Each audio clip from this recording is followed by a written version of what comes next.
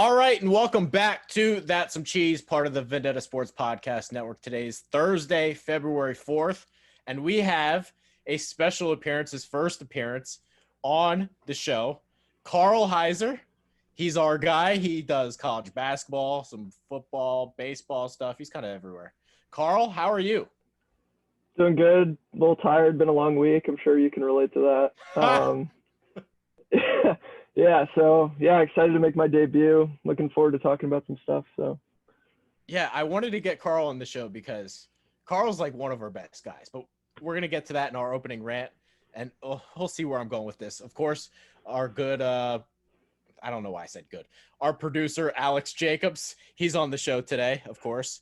Make sure to follow him all day, J.K. Dobbins, 27, touchdown, Ohio State. And what's your Twitter handle, Karl, before I get started here? It's at Karl Heiser 17. There we go. Make sure to follow Karl Heiser. And all right, so I wanted to jump in with this. And a lot of the debate this week has been, oh, Tom Brady's the GOAT, man. Or Patrick Mahomes, he's going to be the GOAT, man. And it's just this constant back and forth 5-year-old debate about which guy's going to be the GOAT, man. But the only thing I can think about this week is Deshaun Watson. Because at the end of the day, this is still a team sport. And I don't know how you feel about it, Karl, but when I look at Deshaun Watson, I see a guy who is as good or maybe even better than Patrick Mahomes. This guy won 4 games this year. 4. He won 4 games this year. And I have a wild stat that's going to blow your mind. I just looked at the 12 games that they lost this year. Just 12 games that Deshaun Watson lost. I didn't take any of the numbers from his wins. In the games that Watson lost, 70.6 completion percentage.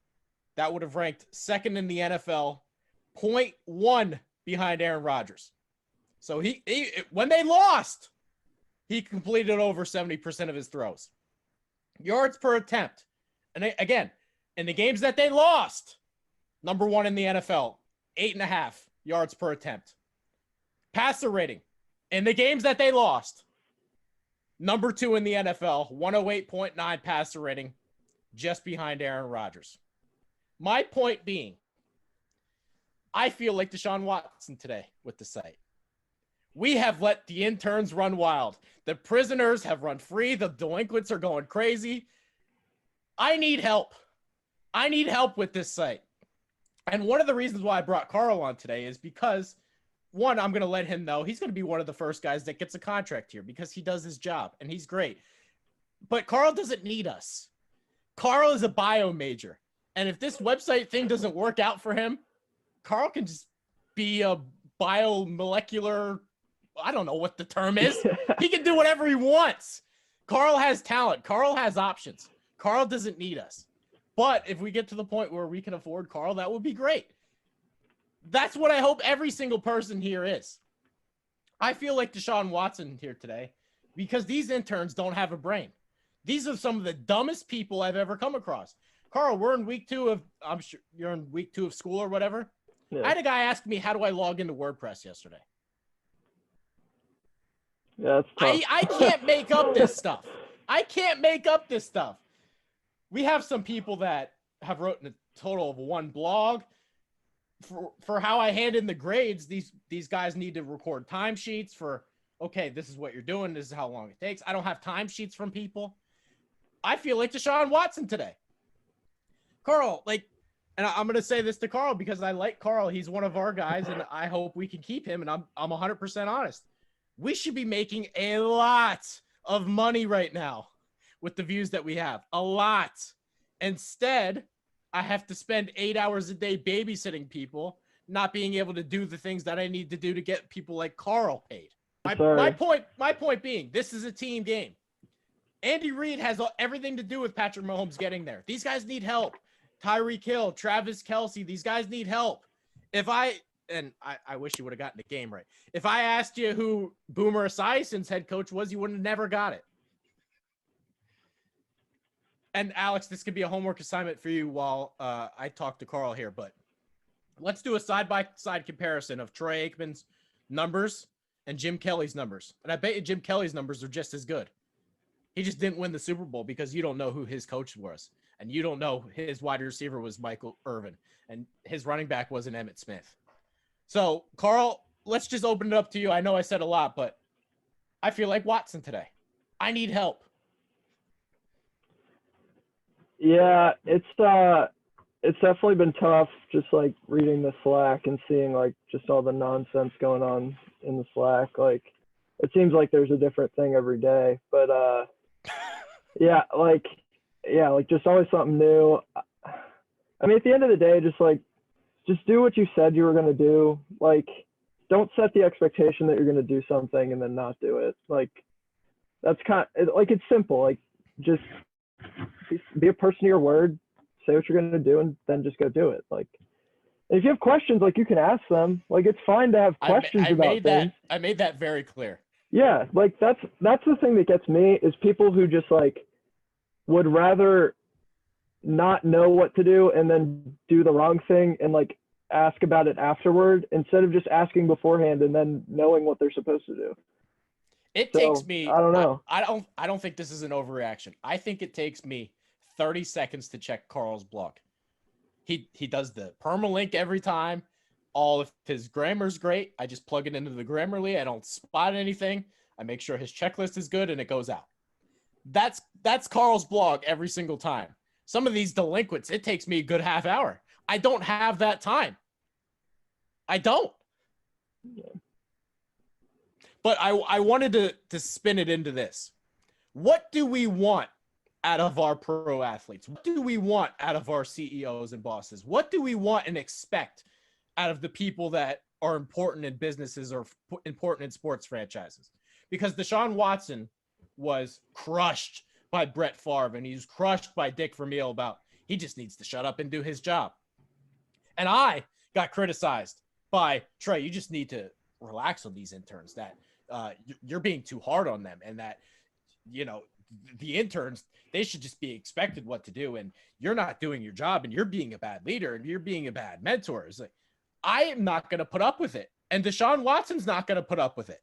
It's just the bottom line, and we'll transition into this, but do you want your athlete to be like Matthew Stafford, who plays for 12 years, never wins a playoff game, goes out in dysfunctional Detroit, and every single year he's the best player on his team and gets nowhere? Do you want Watson to suck for 6 more years? Is that what you guys want?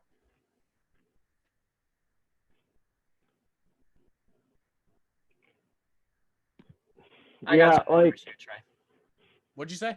I got some numbers here. Oh, we got numbers. Now keep in mind, Go ahead, Troy Aikman's first ballot Hall of Famer, right? Yeah. So go ahead. So okay. So in terms of, I'll start with yards here, just in total. Okay. So Aikman, his career total in passing yards was 32,942 yards. Now we'll look at Jim Kelly, 35,467 yards. So nobody cares about Jim Kelly though. Right. Go ahead. So if we want to look at touchdowns, we'll go back to Troy. We look at touchdowns, 165 in his career passing.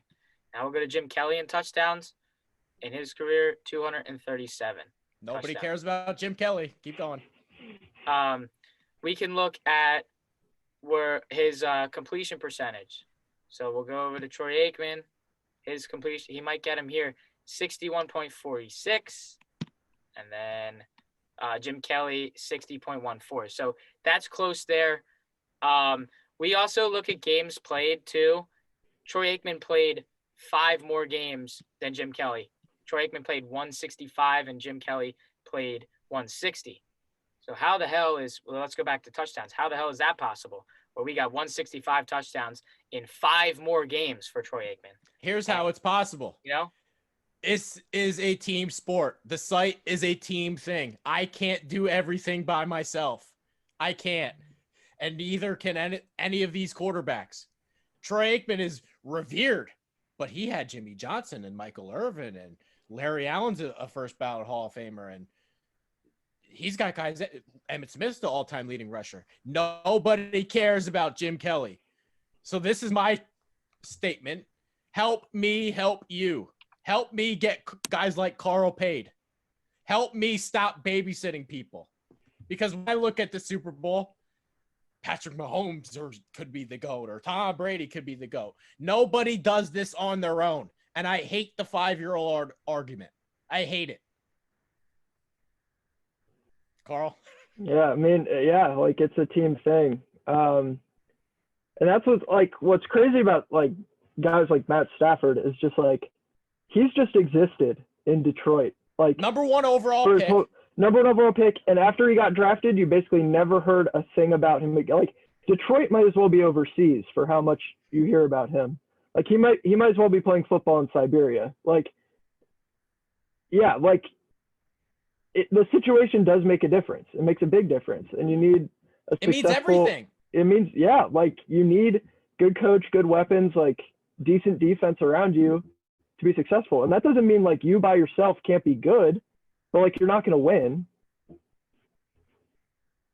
I can do everything and work 16 hours every single day and do all the things that need to be done for the site, but I can't get guys like Carl paid because I got to babysit. That's why I'm angry. And we can use these two examples. So people are mad about Deshaun Watson should just shut up and not say anything. He should just go out there and play for the Texans and never say a word and never voice his opinion. Let's take a couple of examples. He watched a guy in his own division, Andrew Luck, who got the snot beat out of him, who was the number one overall pick, a generational type of talent, who should have easily been a first ballot Hall of Famer. He's out of the league because the Colts couldn't protect him. And his general manager was a dope, and he's got him no weapons. And the Colts were totally dysfunctional until Chris Ballard showed up. So you want Watson to be that? That's what you guys want him to be. That's the preferable thing. And we say this all the time about, I never understand this argument with the NBA. So you guys are mad at Kevin Durant for leaving Oklahoma City, but you wanted him to stay with Westbrook. That's what you guys wanted. You wanted Durant to sit there and be miserable, never win titles with Westbrook, and just be loyal to a franchise that didn't draft him. That's what you guys wanted. I'm coming in here, Trey. I'm coming in here, Trey. It's gonna piss you I off. don't I'm coming in. I'm coming in hot. I wanted him to stay. I thought they were going to get one eventually. They would have never gotten one. Look at how bad the Washington Wizards are. That's right. They traded because John Wall did not play last year. They traded for Russell Westbrook basically for nothing, and they are worse. And Bradley Beal is carrying that team.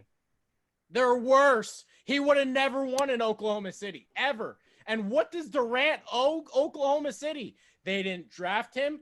They said, fuck you, we're not paying the luxury tax for James Harden. What? Loyal? He's supposed to stay for the TGI Fridays? What are we doing? So you would rather Durant end up like Stafford? You'd rather Durant end up like Andrew Luck? That's the argument you guys want? Think about this. Eli Manning was the bad guy because he didn't want to play for the Chargers. He's got 2 Super Bowl rings. Why should I not pull the Eli Manning? Why should Durant not pull the Eli Manning? Why should Deshaun Watson not pull the Eli Manning? This idea that I don't need help, I'll sit here and be loyal to everybody. This is the dumbest thing in the world. I need help. I need guys like this Alex guy over here who helps me edit the show. Deshaun Watson needs more JJ Watts. I need more guys like Alex that help me edit the show. I need more Karls. I need less of the delinquents. Yeah, I got nothing on that. Like, I mean, I think you're making a good point. Just the Wizards thing is like, I like the Wizards thing because they're bad. And if any of you out there have spent 10 minutes on our site, you know how Trey feels about Russell Westbrook. So I don't even think we have to go into all that. But team around you matters. Makes a difference. Bradley Beal can't do it by himself. Durant's not going to do it by himself. Very few Westbrook has athletes. zero first round playoff wins right? Except Yeah. for last year in Houston. Uh, And he beat yeah. he beat a tanking Thunder team Yeah. in Game Yeah. 7. That I came mean, down to the final seconds. there's not many athletes who have done it by themselves. I mean, I think there's an article I wrote about why the Bucks wouldn't win the finals or whatever, and it was because Giannis's usage rate was like leading the league or something. And the only person in NBA history who has won a championship leading the league in usage rate is Michael Jordan. And there's never going to be another Michael Jordan who can just have the ball in his hands all the time and win. Like LeBron's a pass first guy, you know, like, and he needs a team around him. Like the Lakers, the first year he got there were terrible. They were awful. I'm coming in for the pass first comment because let's go back to our team analogy here, Trey. LeBron's a guy he'll go up over and have his big night scoring, right? But he's a pass first guy because he wants his team to be successful. What did he say about Kyrie when he said those comments about KD, that he has a guy that can also shoot and he has a guy that can also make that game winner shot, that final shot. LeBron's like, all I ever wanted you to do when you were here with me was succeed. I'm a team first guy. I'll give you the ball all day and let you shoot. If I have to do it, I don't care. I'll do it. Michael Jordan was that guy because he had to be. LeBron doesn't have to be because he can trust other players. Let's go back to the Cavs when they won years ago. LeBron had nobody, Tristan Thompson around him. He had nobody with him. He was doing it himself. I'm a LeBron guy, Trey, and I'm getting. Yeah, I know you're Michael Jordan. That's why. Team, you want to go for the team first analogy? LeBron's that analogy right there. Let him go past. Let you go past. You want to be like that. What you are saying is proving my point. Right. LeBron skips town all the time. He says, I'm not putting up with this. I will leave. I'm not putting up with this. I will leave. He's done it 4 times. He bounces constantly. So to sit here and say Watson should just put up with the dysfunction of Houston, he's the only functional part of the franchise. So when these interns get fired on Friday, or maybe the show will be dropped by them, I don't know. I don't want to hear from you. It's going to happen, though. And then I'm going to call up the school and tell them why they get fired and blah, blah, blah. And it'll be a battle they lose. And I didn't even get to say this stat. Watson, in the games they lost, 12 of them, 22-5 touchdown to interception ratio. Tom Brady, on the entire year last year, had 24 touchdowns. What did Tom Brady do? Bye. I like Mike Evans. I like Chris Godwin. Now he threw 41 touchdowns.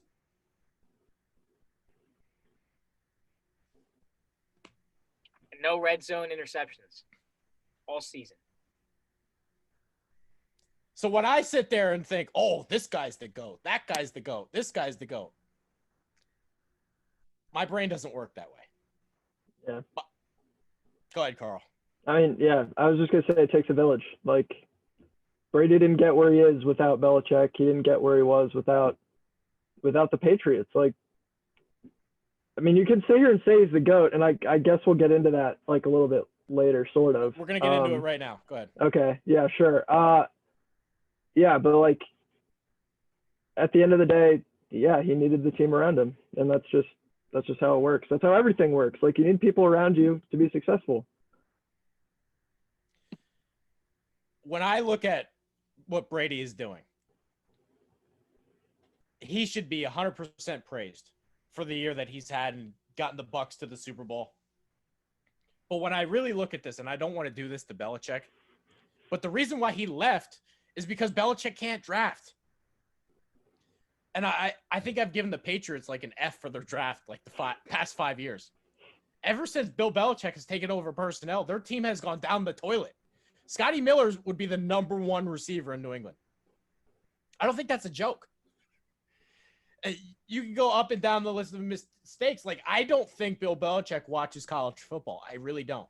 He took Sony Michel over Nick Chubb in the same draft, and they were on the same college team. It was impossible to do that. It was impossible to think Sony Michel was better than Nick Chubb. Impossible. I don't think he watches college football. It was impossible to sit there and say, N'Keal Harry's better than DK Metcalf, he's better than A.J. Brown, and he's better than Deebo Samuel. It was just impossible to do that. I don't think he watches college football. So the Brady story to me is, hey, let's give this guy credit for going to Tampa. Let's give this guy credit for having such self-awareness to be like, hey, this Patriots team stinks. See ya. Yeah, I mean, he doesn't owe them anything. He was there 20 years. Give him 6 rings. He doesn't owe him a thing. He can go where he wants, do whatever. Doesn't matter. So let me ask you this, Carl. Go ahead. So does this, the whole Brady couldn't do everything without being in New England and with Belichick, he made him who he was. So you're on the side of Brady needed Belichick. This is why this creates another great argument. Does Belichick, now what we're seeing after this year, does Belichick need Brady to be successful? Just a complete question. Well, Karl actually wrote this article, so he can kind of jump right into it. Yeah, so here's what I'll say is that I guess a week or two ago, I wrote the article about how the argument that Tom Brady's a system quarterback is just nonsense. Like you see it all the time on Twitter. And little did I know that like when I wrote this article, I would be incurring the wrath of the entire Pacific Northwest. Because like usually when I post an article, like maybe one in 5, I'll get like something in the chat, like, hey, that was good, like hot take, whatever. This was the first one I've written though, that like the Slack went nuclear for, because it was like, Scott was like, oh, this is great, love it. Alex was like, good article, but I disagree. And then like Shane and Dakota are just like going off on me. And so then, yeah, Shane responded and wrote this, like, we need to stop praising Tom Brady thing. And he went into all these points about like why Tom Brady is overrated, I guess. I mean, it's literally in his Twitter bio is that Tom Brady is an overrated system QB. So you can tell how much this means to him. But so the first 2 points he made, I'll just go into it right now. I don't really care. The first 2 points he made were that the division that the Patriots were in was like none of the teams in it were good, which the only thing that explains is how they made the playoffs every year. It has nothing to do with playoff success, has nothing to do with them winning the Super Bowl. The second thing he said was that, Brady got carried by his defense, which, first of all, the metric he linked this. So I looked at the metric that he used to measure like defensive success or defensive ratings or whatever. And the metric he was using was yards per game, which I'm a stats guy, and that's a horrible stat to use to measure how good a defense is, because one, it's dependent on a couple of things. It's dependent on like starting field position of your opponent. It's also dependent on how long your own offense has the ball. Right. If you're controlling the clock, your defense isn't going to give up a ton of yards because the other team's not going to have the ball at all. And so the stat I like to use is DVOA, which is defensive adjusted value over average. So it basically takes into account every single team, how they perform defensively against all their opponents. So it's like just a really good holistic stat to use. In 4 of his 6 Super Bowl runs, Tom Brady did not have a top 10 defense by DVOA. So like the problem I have with this is like, you can't have it both ways. You can't say like, oh, like his opponents were so bad, but then also like, oh, their defense was so good against these garbage opponents. Like you can't have both. You have to pick one. So like, I'm fine with saying, yeah, the AFC East wasn't that great. But like, wouldn't you expect the defense to be good if the AFC isn't that great? And then he got into the whole, like, Brady's been lucky, and he referenced the tuck rule and all this other stuff. You can call up a bunch of examples, though, of times where Brady's been really unlucky. Like, the helmet catch? Are you kidding me? That was like a 1 in a million thing. The Mario Manningham catch in the other Super Bowl? Like, we could be sitting here and Tom Brady could have 8 Super Bowl rings. He could. But they could have won the Eagles one, too. Beat him twice. The New York Giants beat him twice. I'm a New York Giants fan, Karl.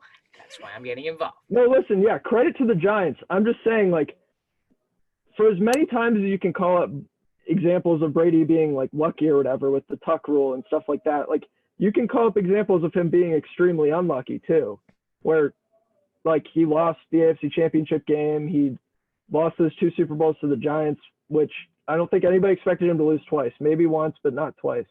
And then like Nick Foles somehow just ripped him apart in the Super Bowl. Yeah, and that defense was horrible that game. Yeah. So, yeah, I just like, I don't know, man. I don't get it. Like, the thing is for me too, is like, I'm not even a Brady guy. Like, I'm kind of indifferent on whether he wins or loses. Like, to me, it doesn't really matter that much. I'm just going based on what I see. And he might not, like, statistically speaking, be like the greatest, quarterback to ever, play, like based on like yards or completion percentage or whatever, you want to say. But there's no denying that he's the greatest winner to ever step foot on a football field. It's just like not even close. You might like Aaron Rodgers' arm talent or Peyton Manning's arm talent better, but they didn't win as much as Tom Brady did. Tom Brady wins.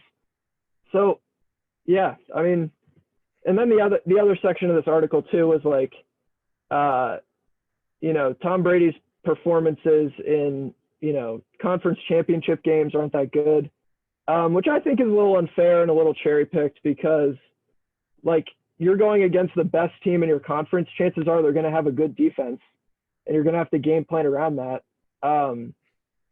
So, I mean, I think there are times where it's fair to criticize Brady, but I'm really not into cherry picking stats and like just making arguments that they're lucky when that you can't luck your way to 6 Super Bowls. Like, you just can't. There's no way.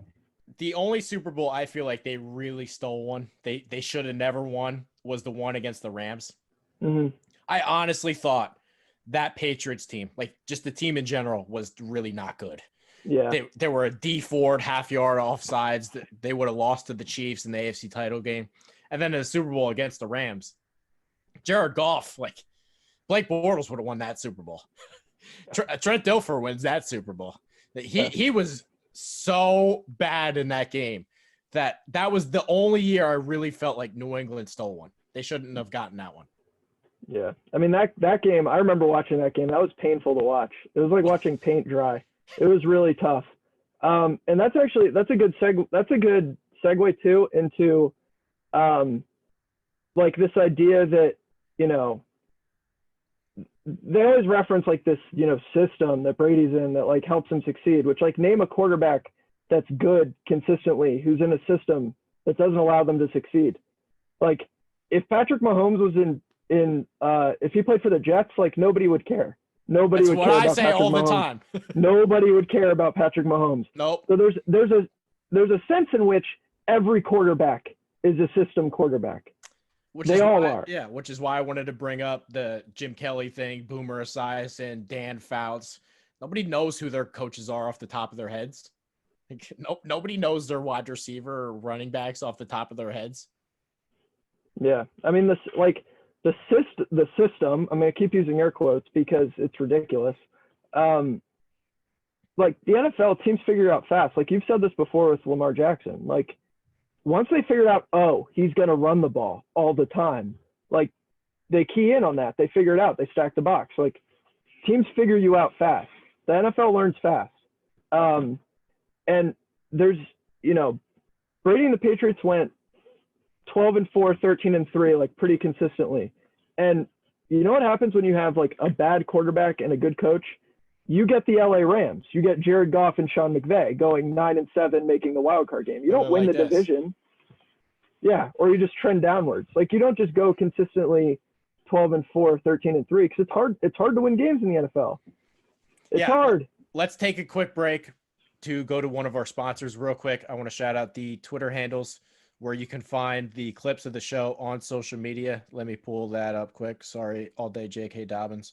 Here we go. On Twitter, it is that some cheese minus the E. You can find all of our clips for the show on there. And on Instagram, it is _ that some cheese on Instagram. Make sure to follow those so that you guys can keep up with the show. We have our producer is running that account. So make sure to keep up with that. Again, Karl Heiser on the show. Karl _ Heiser. I don't know. At Karl Heiser 17. Karl Heiser 17, all day AJ 27, and Hey. myself Trey Daubert. We're gonna take a quick break, but we'll be right back. Hey, you. Yeah, you. In case you hadn't heard, your favorite Renegade Sports Media group has its own Patreon. Go to patreon.com/Vendetta Sports Media to support our efforts to continuously bring you sports, gaming, and other media coverage as only we can. We've got 4 different membership tiers. For $3 a month, we'll give you a simple thank you on our Patreon site. For $6 a month, you get a thank you and you get to become a recruit in Jackson Law's Vendetta University Gaming Series. For $10 a month, you get everything from the previous tiers, a special thank you at the end of our videos, free access to our upcoming Discord chat, and a free koozie after 4 months. And then the big dog, $50 a month, gets you everything from the previous tiers, as well as opportunities for Fantasy League invites, stream gaming, possible invites to mock NFL and NBA draft sessions, a once-a-month Google Hangout, and after 4 months, a free t-shirt. Yeah! Go to patreon.com/Vendetta Sports Media and help us to improve our pledge to bring you the best sports, gaming, and other media coverage. All right, we're back, and we're going to dive into the Jared Goff and Matt Stafford trade. Before, we kind of alluded to this before the break, but when I look at this trade, Sean McVay, I don't know if he was sitting in bed or driving home from work or eating a sundae or hanging out with his girlfriend, but he had a moment to himself where he sat there and said, I have squeezed every ounce of talent possible out of Jared Goff. This guy, when he came out of college, I compared him to Kyle Bowler. I've said this a bunch, but he is a mess. His rookie year with Jeff Fisher, it looked like he was going to be out of the league. And that first year on Hard Knocks, I mean, you want to talk about a guy that just had no clue. Just an absolute dope. I don't know how he got Jared Goff to the Super Bowl. I don't know how he took Jared Goff to the playoffs. To me, this trade was made because Sean McVay sat there and said to himself, I don't know what else to do for this guy. If we just get a little bit of an upgrade here, we can win the whole damn thing. Yeah. I've been throwing it back and forth, like who I think won the trade. I mean, I think the real winner is Matt Stafford at the end of the day. But yeah, it's funny because I've seen like all this stuff on Twitter about how the Rams, like, since Jared Goff like won't have a first round pick until like 2026 or whatever, like, which is funny to me because it's like Sean McVay sat there and he's like, well, our last first round pick was Jared Goff, so let's just never draft anyone in the first round ever again. Like, I've had enough of this. Like, we're gonna unload our first round picks. I'm tired of this. We can't do this again.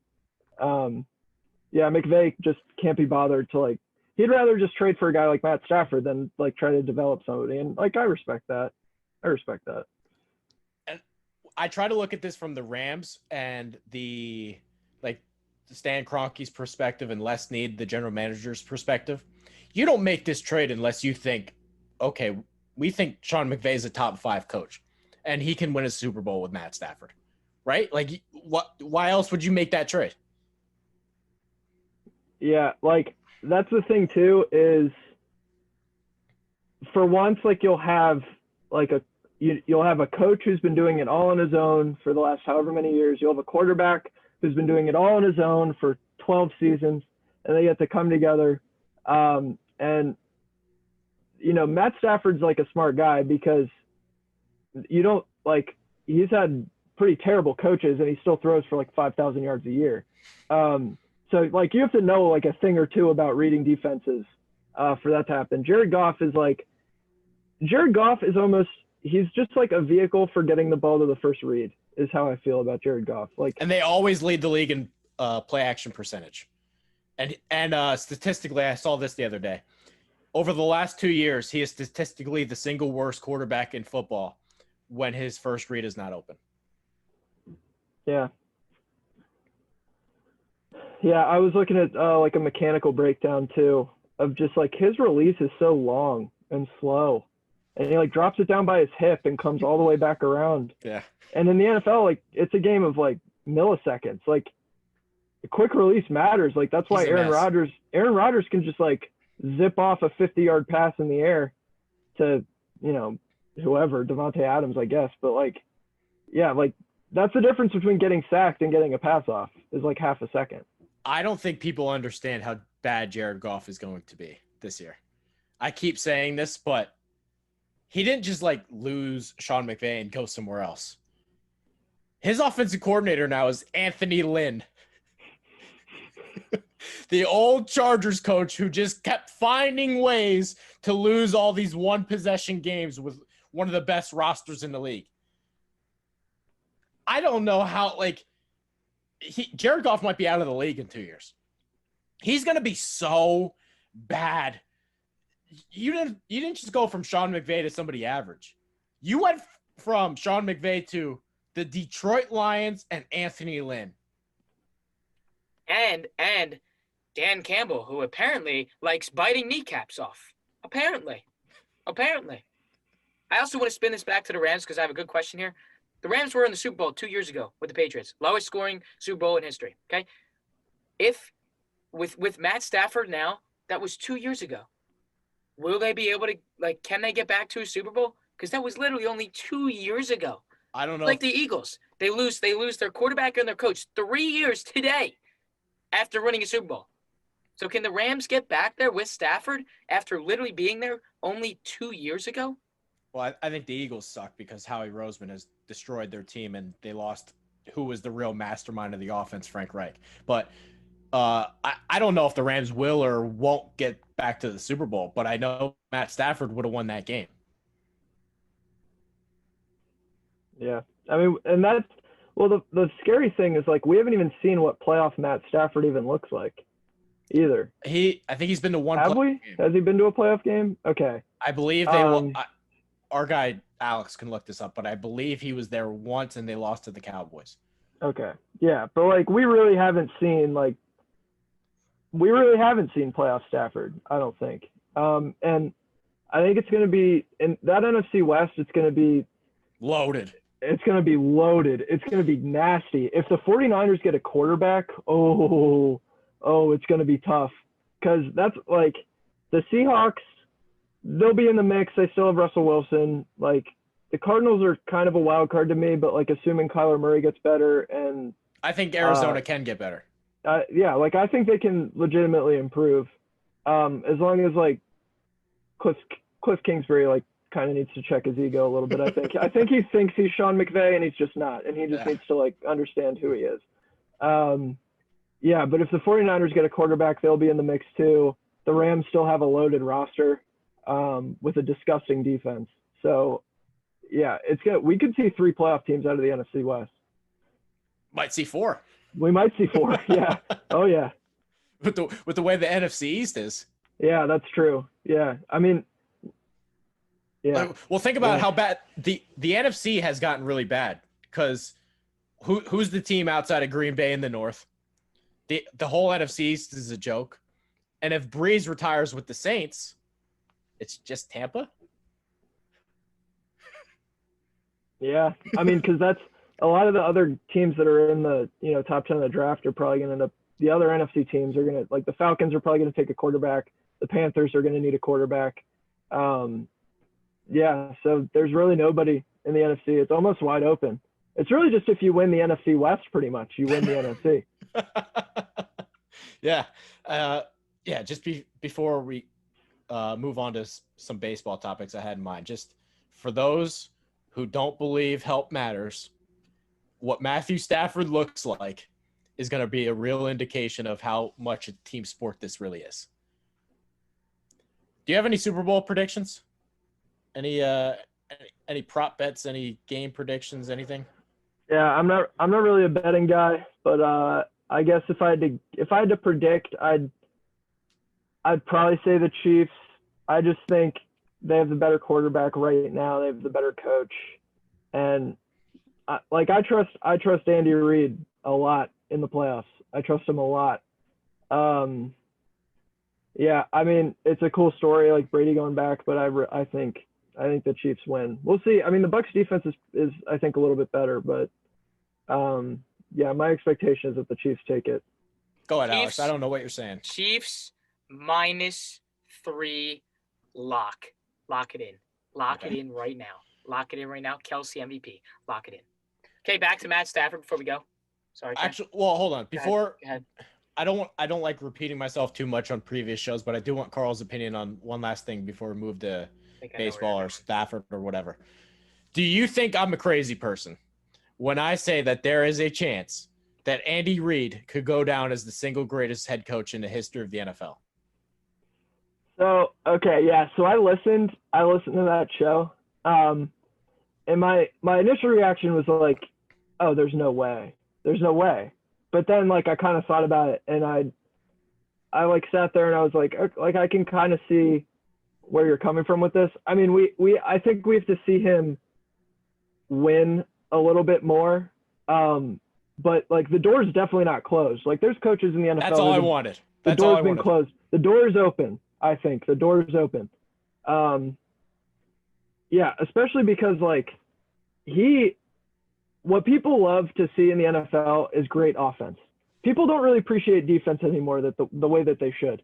And Belichick is primarily a defensive guy. And so I think like Andy Reid, his offenses are always like pretty nice. And if he can, I think if he wins this Super Bowl and maybe I think if he wins 2 more Super Bowls, I think there's an argument. That's all I wanted. Yeah. I don't think you're crazy for that. I understand why people might think you are, but I don't think you are. Alex, did I miss anything on Stafford? What else? Yeah, was so I it was the playoff stats. He went to three postseason games and lost them all. 2011. Hold on, before you say him, they played Dallas. Yeah, that was in 2014. They played New Orleans. That was in 2011. You got one more. Oh, 2016. That's the year. Seattle. Yes, sir. Yes. Hey, nice. Let me just say this though. In 2011, in his first playoff game against the Saints, he had 380 yards and 3 touchdowns, 2 interceptions, but he still lost the game. Look, he's capable of being a great postseason quarterback with the right coach, Sean McVay. We'll leave it at that. Well, I think his head coach at that time was Jim Caldwell, who's a complete and utter dope.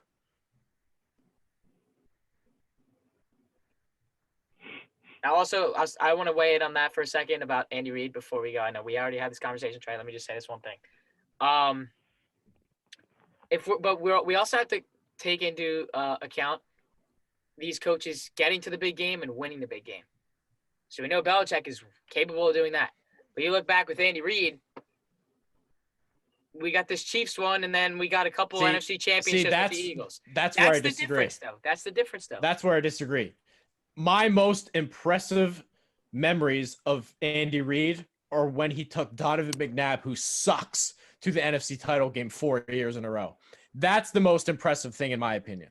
Not the fact that he's winning with Mahomes and that the Chiefs are dominating. It's impossible to get to 4 straight NFC title games. Impossible. And he did it with a guy who sucks. Yeah, that's a great point in Andy Reid's favor too, is the whole Donovan McNabb thing. And you don't have to talk to me about Donovan McNabb. I'm a Washington football team fan, so like I don't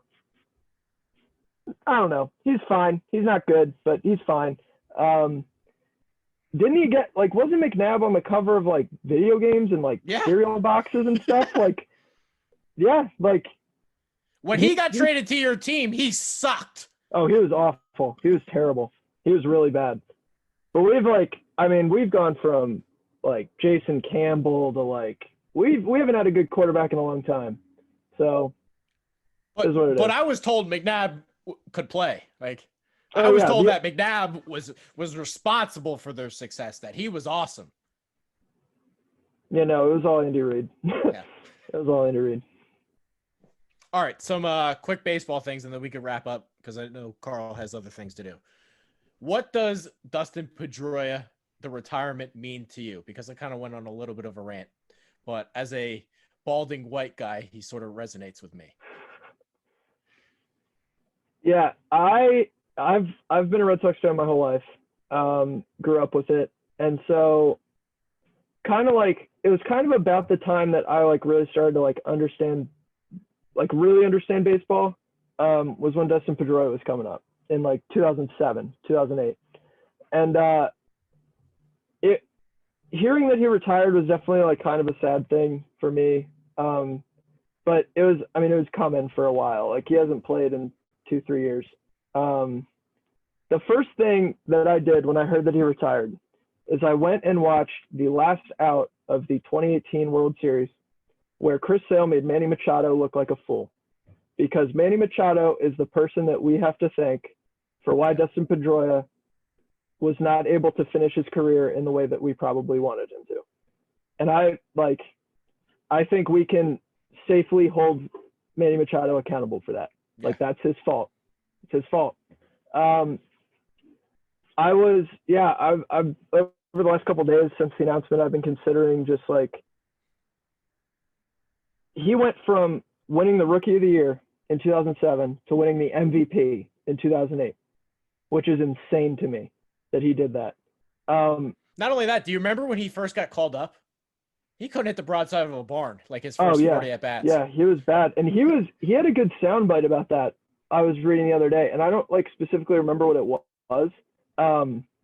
But he was always good for the sound bites. I love the the "Can I just go home now?" Like after they lost that one game, and he was like, "Are you guys done? Like asking me questions? Can I just go home now?"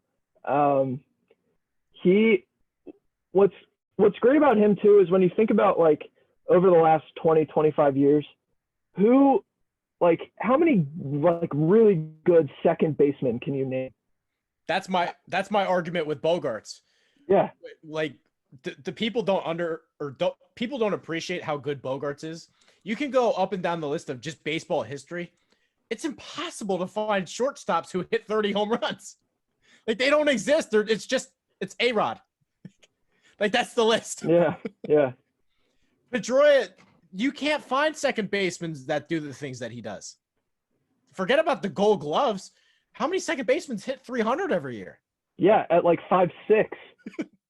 2? 1? Yeah, he's like that was my favorite though too, is like even though he was so little, you knew off the bat that it was gone. You knew off the bat. Like he crushed the things above his head, he was crushing. Oh yeah, he was crushing it.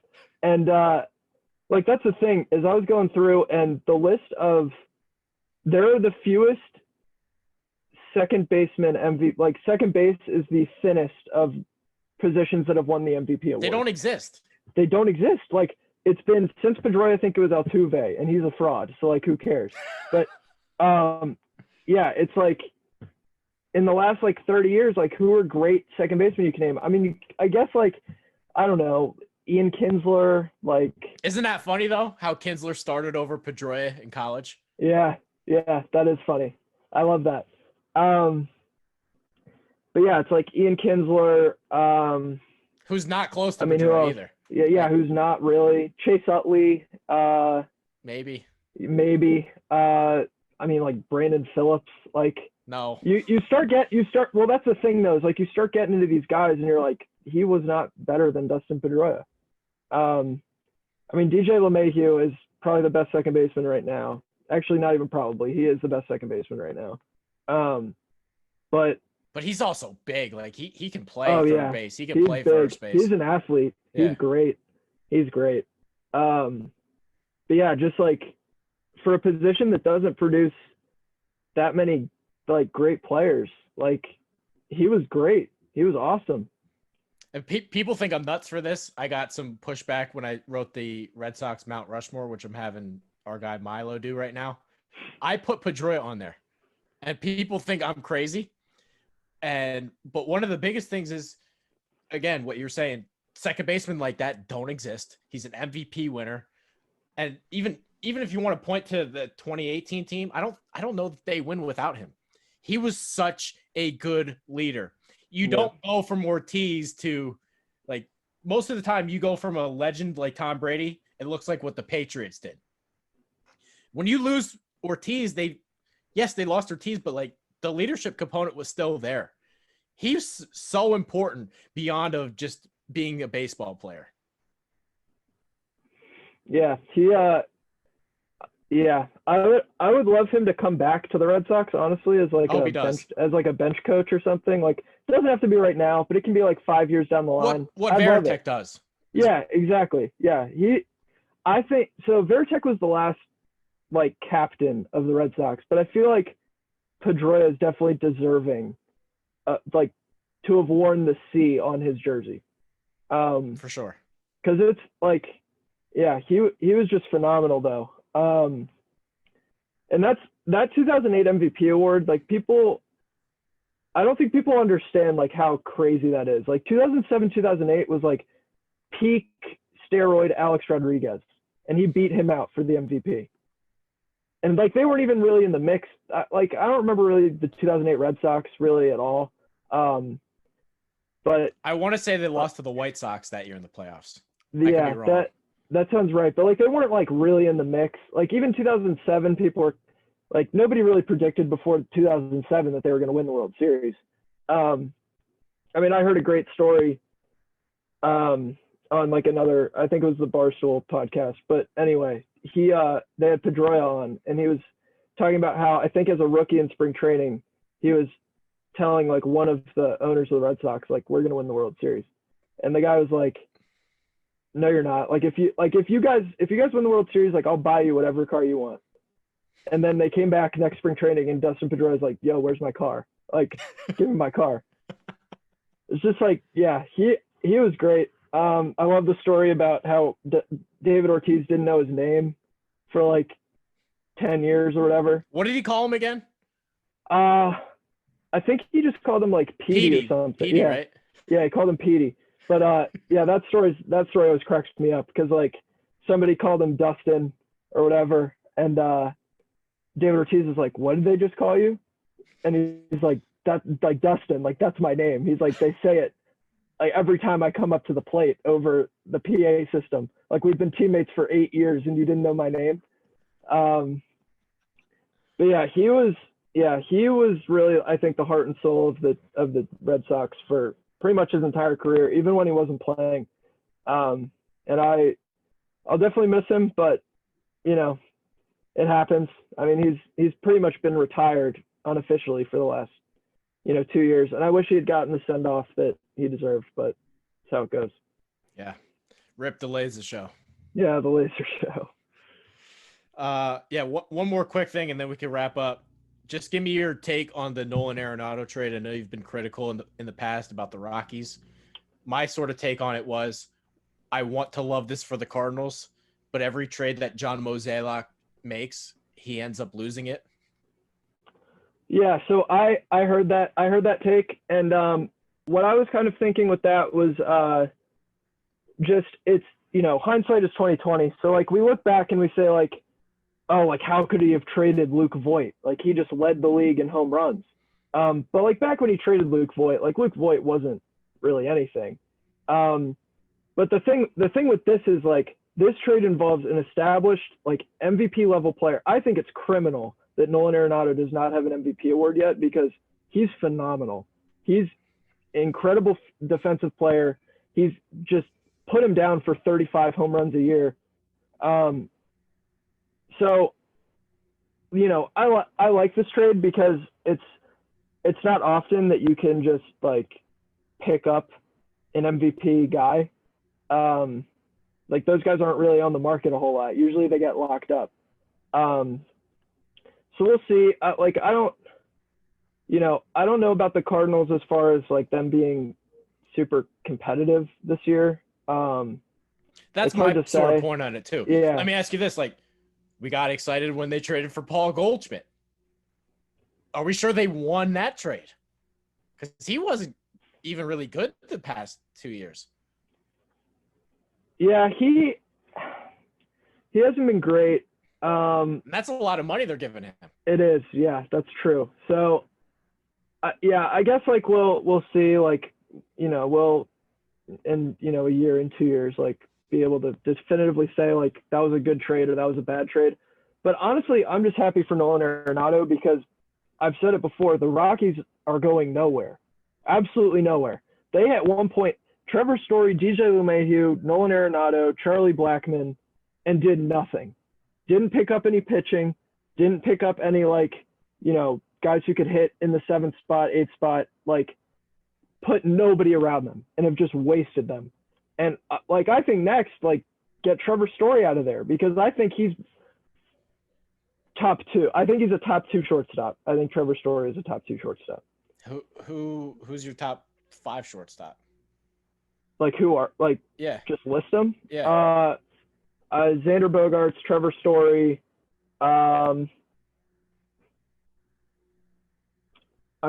Feed me some names. Lindor. Yeah, Lindor. Yeah. I guess. I'm just blanking on shortstops now. Does Gleyber Torres count because they brought LeMahieu back? I don't know if that counts. Yeah, I don't know. But, I think he's comfortably at least top 5, and I'd personally have him top 2 just because I really – Tim Anderson? Corey Seager? Yeah, I think Corey Seager is probably better than Trevor Story. Although, maybe that's giving it a recency bias a little bit, but, yeah. I'd put Seager above him right now. Okay. Yeah. That was the funny thing. This is kind of a side thing, but why did Anthony bring up Gio Urshela when why? They're losers. He's not even good. They're losers. He's not good. All these Yankee fans, like Alex, they're losers. That's the thing. Well, of all the guys you could have brought up, I get being a homer, I love Devers, but I'm never going to say we have Rafael Devers. So I would do that. Okay. For Rafi. Only for Rafi. No, I love Rafi, but honestly, you get Rafi's better than Urshela though. Oh yeah, absolutely, no question, zero question. That would be like me trying to think of a good example. Me sticking up for Matt Barnes, riding or dying for Matt Barnes. Yeah. And that's the thing. The Yankees have some legitimately good players, and but there are other guys who, just being on the Yankees. It's the same thing as playing with LeBron James, where you play with LeBron James and suddenly everyone knows your name. Chris Kyle Anderson. Korver. Who cares about Chris rocks. Anderson? Tristan Thompson. Who cares? So there's some guys who play for the Yankees and that's the only reason people know who they are. Mike Tauchman rocks, man. If Gary Sanchez, I will live and die on this hill. If Gary Sanchez played for any other team, he'd be out of baseball. He can't play his own position. I don't understand it. I brought that up last week. Yeah. Yeah. I don't get the Sanchez thing. Yeah. I think Mr. Krabs, Brian Cashman, has funneled all this bad information to his fan base. Sitting there and saying, we can't trade Andujar. He's too valuable. We can't trade all these guys. I've been hearing about Estevan Florio for 10 years. He's our outfield of the future. We can't trade this guy. Where is he? Yeah. Yeah, that's the Yankees are they're good, and they're better than the Red Sox right now. I don't, See, that's why we like. That's why we like Carl. That's why it is what it is. It is what it is. They just are. But win an AL championship, and then we'll talk. But you guys haven't just make some moves and win the AL championship. We'll be sitting on our 4 World Series trophies in the last less than 20 years. So, you haven't won one this decade. Yep. Sorry. We're going to drink some Sam Adams. We'll crack Give me a lobsters. break. Oh, my God. No, I'm sorry. You guys have good teams. You employ Roldis Chapman, who's a domestic abuser, and Herman. Yeah, and Herman, who's a domestic abuser. 14-2 the year before. Lost him, didn't have him last season. No Severino. Tanaka was nowhere to be It's just a lot of excuses. Season. Needs some starting pitching. It can't all be Garrett Cole in the playoffs. It's a lot of excuses from the 27 ring club. That's yeah. I don't really have anything against the Yankees other than what I have to, just by virtue of being a Red Sox fan. I have a lot of things against them. Fair enough. Yeah, you're allowed. But it's a lot of talk, and then win another ring, preferably in the next couple years, and then How about yesterday? What's that? Yeah, win a ring back in 2014, and then we'll talk about it. But yeah, that's all I got on the Yankees. Like, see, this is what we're gonna do. Me, Carl, Anthony, and Alex are gonna go to a Red Sox Yankees game. oh, I'd love that. I would love that. I'd love that. Go ahead, producer Alex. You got anything to add? I was just gonna say, when David Price pitches on Sunday Night Baseball and I'm at Yankee Stadium. David Price has a World Series ring. I don't know if anybody on the Yankees roster has a World Series ring, Carl. Do you? So let's go back to this debate before we wap this up. I think Let me Brett just Gardner say this. does. We talk about Andy right. Reid making the championship game consistently. Look at these Goombas over here. Yankees are making consistently. They just can't finish because there was no starting pitching last year. Whose fault is that? In the postseason, they lost everybody. Yeah. Paxton was gone. Hap has to be the guy. You got to have a 19-year-old kid, 21-year-old kid out of Debbie Garcia to come in and then get pulled and have Hap come in. I just see a lot of excuses. Nobody's there. I see a lot of excuses. If they had that rotation last year of Herman and Severino and Cole and Tanaka, I mean, in a shortened season like last Carl, season. what's the raised payroll? Oh my God. Like 5 cents. Like, they don't pay anybody. I just hear a lot of excuses. It's crazy. I know when the Red Sox won the World Series, Dave Dombrowski sat there and said, "Well, we have a pretty good team, and maybe we'll suffer some injuries, but I'm going to make sure we win this damn thing, and we're going to trade for Chris Sale so that we do win this damn thing." What has happened now? What has happened now? They're nowhere to be found. Meanwhile, It's Yankees great. are consistently going. I can be happy with my parade. I was there. Yeah, listen, I will happily win a championship every 5 years and suck the other 4. Yep. Happily. I agree. Yep. As long as I can, like, I'm confident in the ownership group that every 5 years, rings coming, parades coming. Yep. I'm okay with being like 4th, 5th in the division every other year. Like, it doesn't matter if you win 100 games every year and then don't win a World Series. Nobody remembers. Took advantage of the window. Yeah, nobody remembers you. I just like watching my team in the postseason. That's all. Okay, sure. I like dumping. I dumped the whole Gatorade thing on my head when they won. And I went to Boston the next day for the parade. It was great. I didn't see any confetti on the streets of New York recently. Did you, Carl? It's been a minute. I haven't seen the Islanders win. I haven't seen. That's the funny thing. They got 2 teams for every sport. I haven't seen the Mets win. I haven't seen the Rangers win in a while. I haven't seen the Yankees win. Haven't seen the Jets win or the Knicks win. No, the Giants. If you count that as New York, I guess. New Jersey. New Jersey has a couple rings. New Jersey has a couple rings. Yeah. We'll see. Well, the Mets are going to be good this year, I think. They look pretty good. Yeah, I don't know. Although they might not be able to overcome all the behind the scenes issues, So we'll see. Steve Cohen deleting his Twitter is like story number 5 for behind the scenes issues. Oh, yeah. Yeah, normally that would be like a front page Mets kind of thing, but it's not. So. All right, Carl, do you have any other closing thoughts before we wrap up? Not really any closing thoughts on anything we talked about. I think I kind of just said everything I had, but March Madness is coming up. Yeah. Excited for that. Really pumped for that, actually. So yeah, expect some bracket stuff, some region previews out of me. So that's like my wheelhouse, and I'm looking forward to it. Looking forward to baseball starting again. So yeah, my closing thought is: do not make me be Deshaun Watson. Give me help. Put me in the Super Bowl. Need the rest of you guys to step up. Not you 3, the other people. All right, that's gonna do it. Make sure to follow Karl Heiser 17 on Twitter all day. J.K. Dobbins 27 touchdown Ohio State Buckeyes. Our producer Alex Jacobs, myself Trey Daubert, and I want to shout out the social media pages for the site or for the show again. That's Some Cheese minus the E on Twitter and _That's Some Cheese for the Instagram.